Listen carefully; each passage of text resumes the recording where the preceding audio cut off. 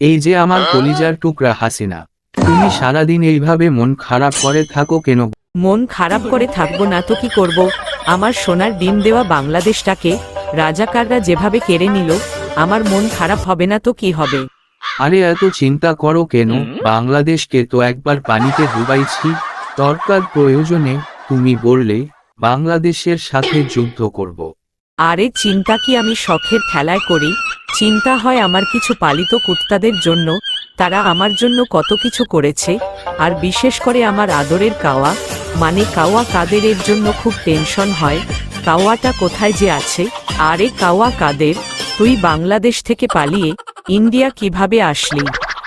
আপাবু আপা, আর বইলেন না, অনেক কষ্ট করে আসছি, কিন্তু যে কোনো সময় আবার ধরে ফেলতে পারে। বাঙালিরা যেভাবে খেপে আছে, আমার খুব ভয় হয় কখন জানি আপনাকেও ধরে ফেলে।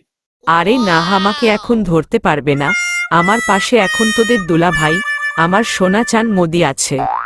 আরে কাওয়াকাদের, তুমি কোনো চিন্তা করো না।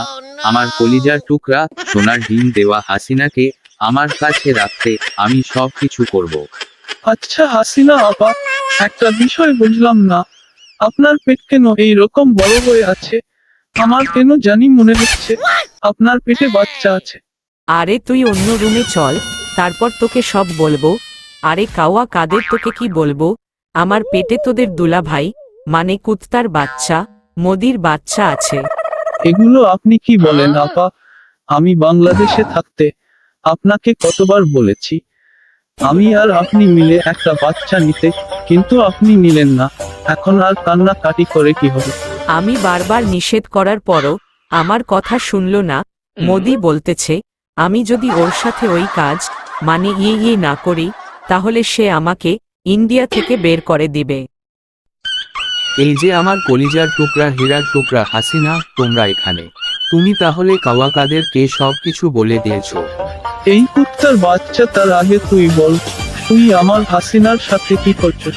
আরে কাওয়াকাদের, আমি বেশি কিছু করি নাই, শুধু একটা বাচ্চা ধরিয়ে দিছি, কারণ এই বাচ্চা ভবিষ্যতে আমার হাসিনার জন্য লড়াই করবে তাই। কিন্তু তুই এটা মোটেও ঠিক করলি না, কারণ হাসিনার পেটের বাচ্চার অধিকার শুধু আমার। তুই এটা কি বললি? হাসিনা শুধু আমার? না না, হাসিনা শুধু আমার। না না না, এটা হতে পারে না। হাসিনার উপর পানি ছিটলাম আমি, আর বাচ্চা তুই কিভাবে নিবি? আচ্ছা তোমরা কি এটা এবার বাদ দিবে? আমার কাওয়া কাদের কত কষ্ট করে আমাকে দেখতে আসছে, তার জন্য আগে কিছুর ব্যবস্থা করো। আচ্ছা ঠিক আছে কাওয়া, তোকে আমি পরে দেখে নিব। আমার মহারানী হাসিনার কারণে আজকে বেঁচে গেলি, নয়তো আমি মোদি তোর মতো কাওয়াকে আমার মুতের সাথে বাসিয়ে দিতাম। দেখলা তো কলিজা, তোমার সামনে আমাকে কিভাবে অপমান করলো। তুমি এবার থামো তো, চলো খেতে চলো। আপাগু আপা, আমাকে তো বাংলাদেশি পুলিশ ধরে ফেলেছে। কখন হলো, কিভাবে হলো? সেটা না হয় আগামী ভিডিওতে বলা হবে। রাখি আপা। ও আরেকটা কথা, আপনি তাড়াতাড়ি কমেন্ট করে বলে দেন, যেন তাড়াতাড়ি আগামী ভিডিও ছাড়া হয়। আচ্ছা ঠিক আছে কাদের, তুই কোনো চিন্তা করিস না, আমি এখনই কমেন্ট করতেছি।